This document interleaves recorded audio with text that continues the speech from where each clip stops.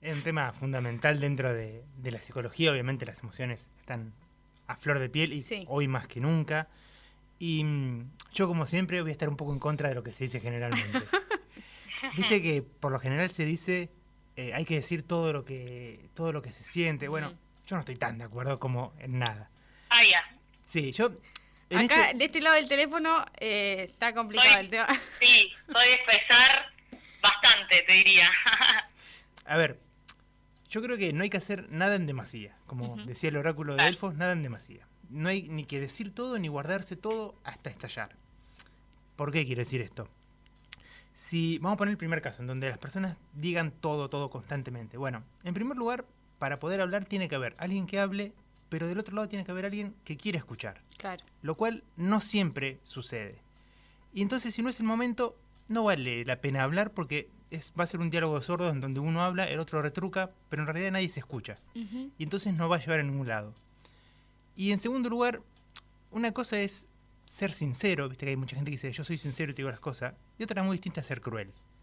Porque obviamente es que hay que decir aquellas cosas que nos duelen, que nos pasan, que nos interpelan, pero si tiene algún... Hay que encontrar la manera también de Claro, decir las cosas. Y si tiene sobre todo algún beneficio, alguna utilidad, porque si alguien, por ser sincero, le dice, che, no me gusta cómo estás vestido, che, hoy, Claro. por ejemplo, si estamos hoy que está tan en boga el tema del cuerpo, si alguien le dice, che, estás gordo, che, estás flaca, bueno, ¿por qué se dice eso? Por más que sea sincero, y viste que dice que la verdad no ofende, bueno, yo no estoy de acuerdo, yo creo que No, la verdad aparte hay sí que ofende. tener en cuenta también a la otra persona, porque no sabemos cómo le va a caer. Porque yo te puedo decir a vos, che, Valen, estás re flaco, de vos te da igual, no te cae mal, te es indiferente. Pero a otra persona le puede dañar y en su cabeza empezar a maquinarse con diferentes cosas que después pueden llevar a otros problemas. Incluso aquello que vos podés llegar a decir como un halago, che, estás re flaco, Sí. o por ejemplo a nuestros abuelos que era al revés, che, qué gordo, qué lindo que está.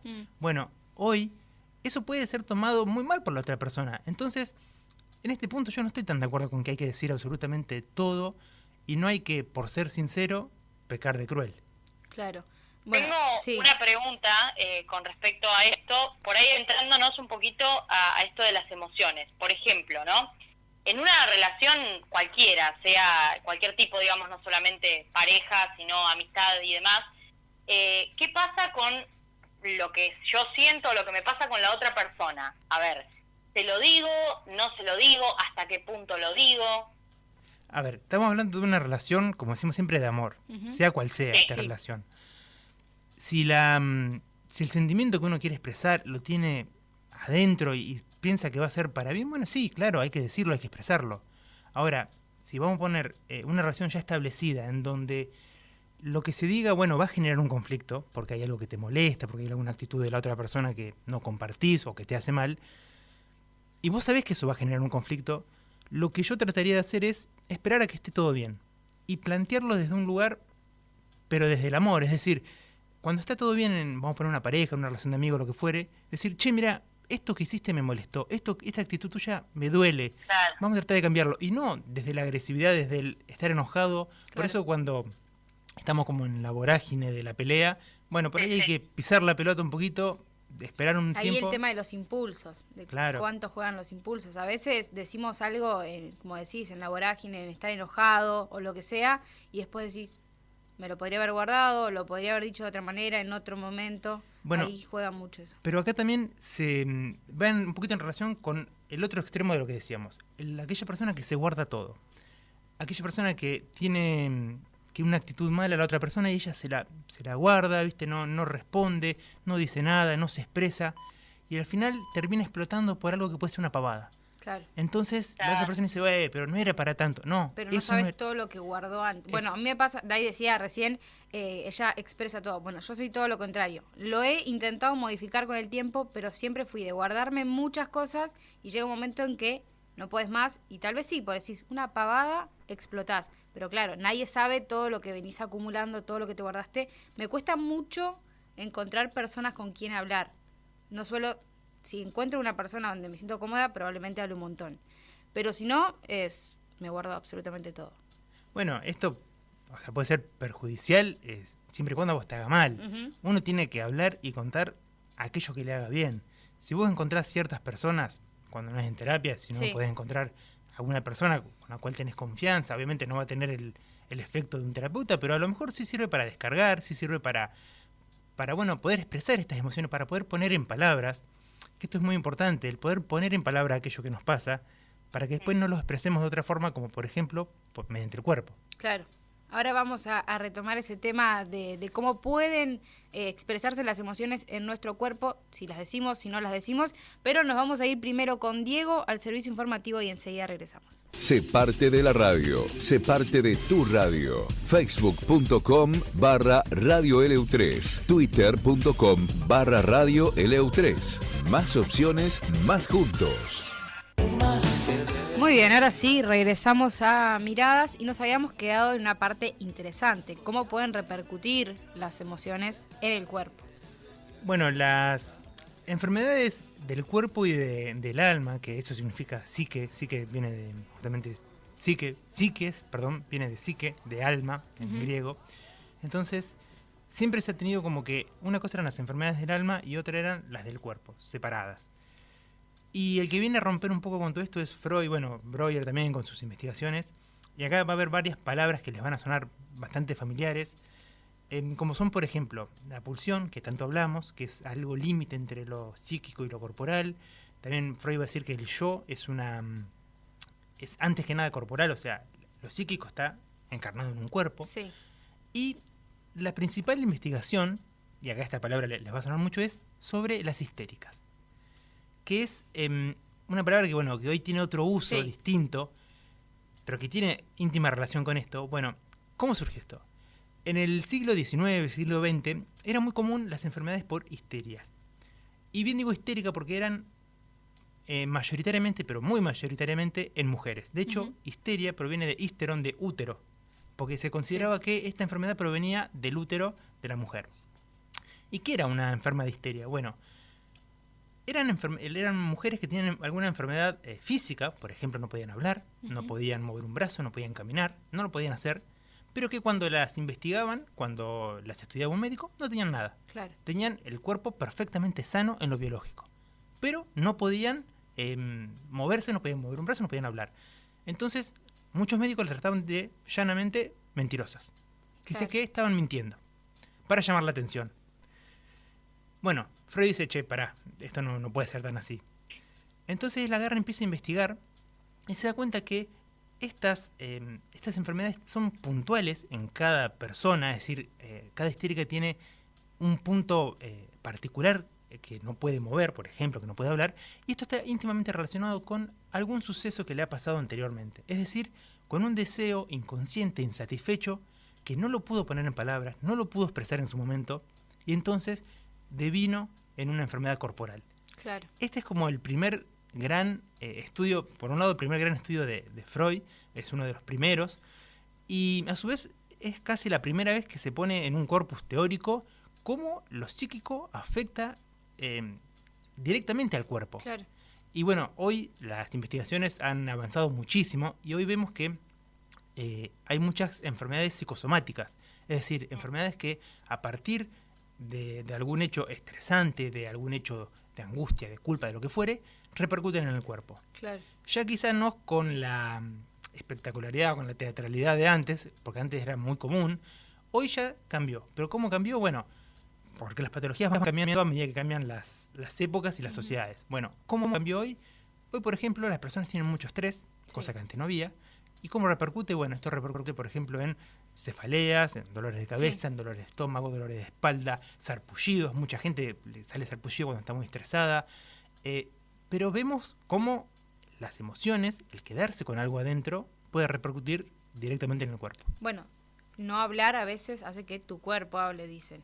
Claro, entonces, exactamente. Ahí es donde justamente surgen estas cuestiones de por ahí guardarse muchas cosas o de estresarte por alguna situación termina repercutiendo en alguna cuestión física.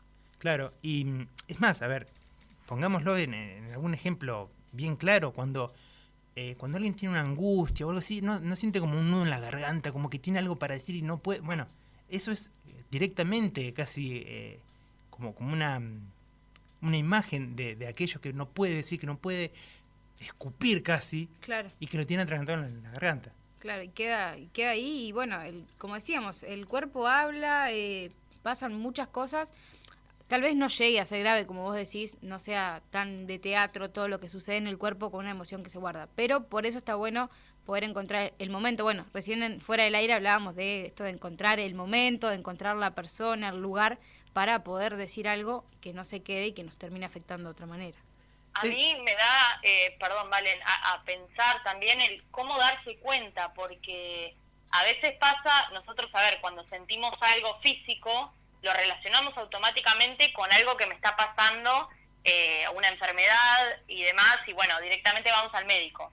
Pero pasa por ahí que vamos al médico y no se encuentra nada físico, entonces decís, ¿qué me está pasando? Y es increíble cómo empezás a decir lo que puede generar mi mente, ¿no? Entonces es también esa situación muy difícil darse cuenta, bueno, ¿estoy teniendo algo físico realmente o lo estoy generando yo mismo?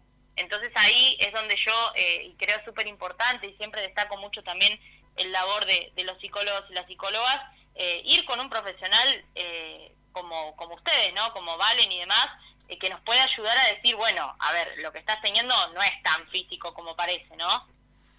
Está bueno lo que decís, porque la primera reacción siempre, casi por historia, por costumbre, es, bueno, no sé, nos duele algo, tomamos un medicamento. Sí. Claro. Porque uno siempre le va a dar más importancia a aquellas enfermedades biológicas, quizás porque son por ahí las que más cartel tienen, si se quiere. Y hoy, por suerte, muchos médicos ya no están tan de acuerdo con la medicalización extrema como era hasta hace unos años. Claro. Y hoy en día hay mucha más un trabajo interdisciplinario en donde muchas veces los médicos dicen, bueno, esto no es para medicar, primero anda un psicólogo, después en todo caso si el psicólogo lo ve, si lo cree pertinente, bueno, medicará con el psiquiatra. Sí.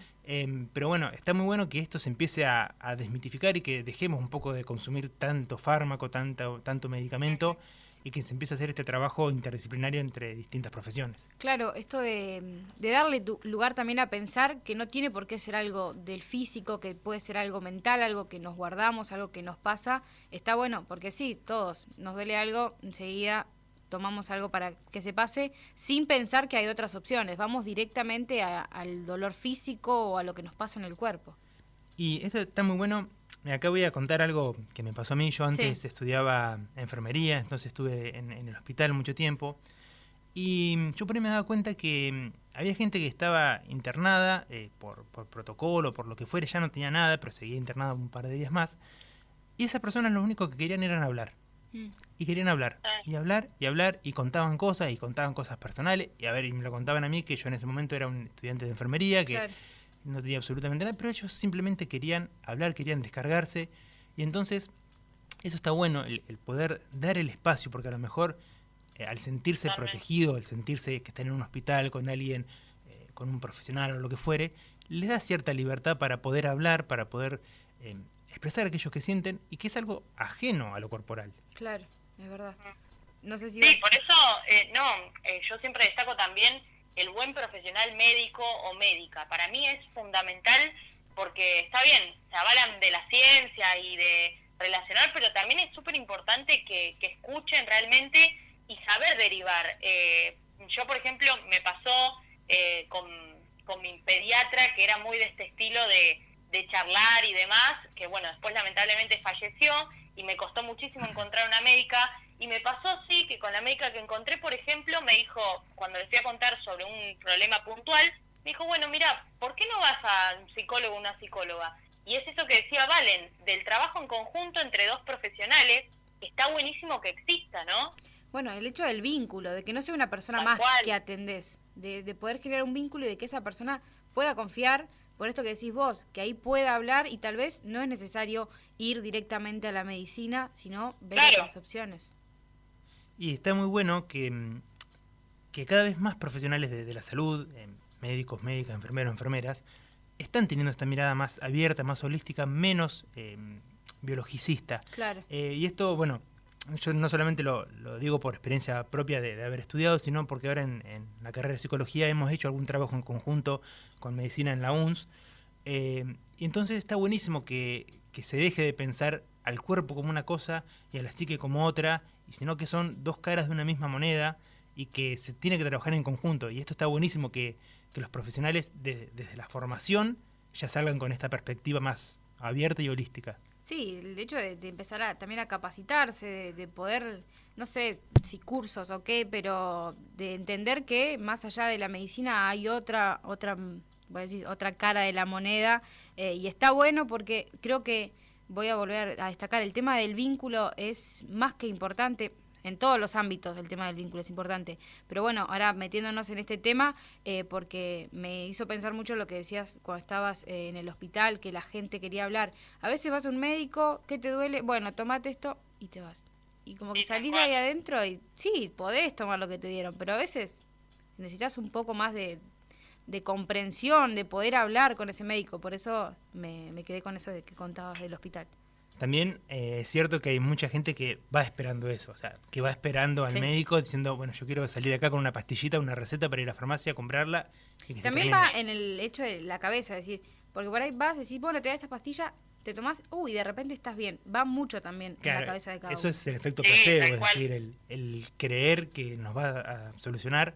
A ver, uno no niega la medicina, obviamente, ni el efecto. No, obvio que no. Pero sí, claro que hay un efecto placebo en todo esto. Claro, así es. Bueno, la verdad que otro tema que podríamos hablar y hablar mucho tiempo fue uno de los temas de los que se quedó mucho en las redes, la pregunta que hicimos, el tema de las emociones, de cómo expresarlo, de cómo nos afecta el cuerpo. Así que, bueno, es otro de los temas que podríamos hablar. No sé si querés cerrar con algo, Valen, importante para bueno, decir. Que primero agradecer a la gente que se copó y que dijo qué temas les gustaba. Eso la verdad está buenísimo porque nos ayuda a saber de qué quieren que hablemos. Claro. Eso está buenísimo. Y en relación a esto, que uno aprenda a escuchar a su propio cuerpo, que uno aprenda a escucharse.